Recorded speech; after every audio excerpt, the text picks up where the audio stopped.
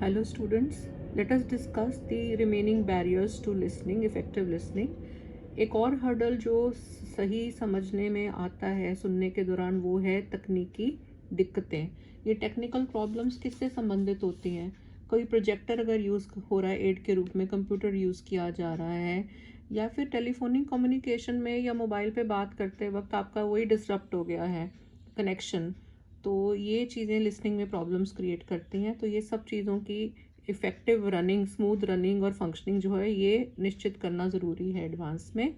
और next barrier जो है वो है श्रोता के लेवल पे, स्तर पे लिंग्विस्टिक कॉम्पिटेंस प्रॉपर ना होना, भाषा का प्रॉपर ज्ञान ना होना जो कि वक्ता के स्पीकर के द्वारा बोली जा रही है। तो अगर शब्द ज्ञान ही नहीं होगा, शब्दों के मायने वो क्या जानेगा और क्या वो सुनकर समझेगा, तो ये बहुत ज़रूरी है कि वो अपनी वोकैबुलरी इन्हांस करे, लैंग्वेज पे अपना कमांड हासिल करे, ताकि वो हर तरह का मैसेज उस भाषा में उसे प्रदान किया हुआ उसे सुनकर समझ सके। और कई बार क्या होता है, तीसरी रुकावट की बात करें तो एम्बिग्विटी जो है, एम्बिग्विटी का मतलब क्या है? अस्पष्टता, धुंधलापन मैसेज के अंदर ही जो वक्ता दे रहा है श्रोता को, जो स्पीकर लिसनर को दे रहा है। तो इस एम्बिग्विटी के चलते मैसेज में लैक ऑफ क्लैरिटी या दोहरे अर्थ हैं उस मैसेज में छुपे हुए, सिंगल अर्थ नहीं वो दे पा रहा है क्लियर, स्पष्ट रूप से, ठोस। तो उससे भी लिसनर जो है उसके मन में जो संदेह है और कन्फ्यूजन है वो आनी बड़ी लाजमी है। तो ये भी उसकी इफ़ेक्टिव लिसनिंग को हैम्पर करता है, उसमें अवरोधक का काम करता है। फिर किस वक्त दिन के जो है स्पीकर अपना स्पीच दे रहा है और लिसनर सुन रहा है। ज़्यादातर जो आइडियल टाइमिंग्स होते हैं वो मॉर्निंग और इवनिंग आवर्स आप कह लीजिए, जिसमें आपका अटेंशन और एनर्जी लेवल सबसे ज़्यादा हाई रहता है। आफ्टरनून टाइम्स, पर्टिकुलरली जो मील्स के बाद, खाना खाने के बाद का समय जो होता है, जिसमें काफ़ी आपकी बॉडी जो है स्लो हो जाती है और आप स्लीपी भी फील करते हैं, वो भी कई बार अवरोधक बनती है आपके श्रवण करके चीज़ को समझने में। देन जो श्रोता का, लिसनर का एटीट्यूड जो है, अगर वो नकारात्मक है, नेगेटिव है, उसमें स्पीकर के लिए कोई इल फीलिंग है या डिसलाइक है, और उसके अंदर अपने ज्ञान का जो है वो अहम है, और वो ओपन और रिसेप्टिव नहीं है दूसरों की बातों की, उसे लगता है कि दूसरों से ज़्यादा आता है और उसे दूसरों से ईर्ष्या भी है कि वो मुझे क्या सिखाएगा, इस तरह का एटीट्यूड, ये सारे बड़े नकारात्मक रवैये और एटीट्यूड्स हैं।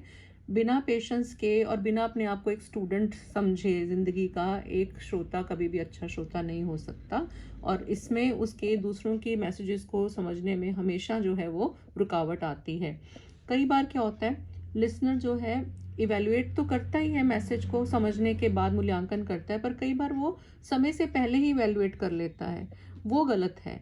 वो पहले ही एज्यूम करने लगता है, अनुमान लगाने लगता है कि स्पीकर अब ये कहेगा, अब वो इस तरह से बोलेगा, और ये चीज़ें जो हैं आपको स्पीकर के एक्चुअल मैसेज से डिस्ट्रैक्ट कर देती, ध्यान बटा देती हैं। तो साइलेंस एंड पेशेंस जी जो है ये कीज़ हैं, चाबियां हैं इफ़ेक्टिव लिसनिंग की। और किसी भी तरह की प्री जजमेंट जो है स्पीकर के मैसेज को लेकर, वो हमारे मन में नहीं होनी चाहिए। हमें बिल्कुल ओपन होके जो है सुनना चाहिए। So this is all about the barriers to listening which are needed to be overcome to make effective listening possible. और आप जो है इन बैरियर्स को अगर आप देखेंगे तो इन्हीं बैरियर्स में से आपको आंसर मिल जाएगा इस चीज़ का कि how to become an effective listener, या इफेक्टिव लिसनिंग की क्या टेक्निक्स होती हैं या क्या मेथड्स होते हैं जिससे आप एक प्रभावशाली श्रोता बन सकते हैं। जो रुकावटें हैं, इन रुकावटों की एलिमिनेशन, उनकी ऑपोजिट जो सर्कमस्टांस और सिचुएशन होएगा, वही एक प्रभावशाली लिसनिंग को संभव बनाएगा। So will get back to that in the next session about tips to become an effective listener और a good listener. Let's wind it up और अगले सेशन में मिलते हैं।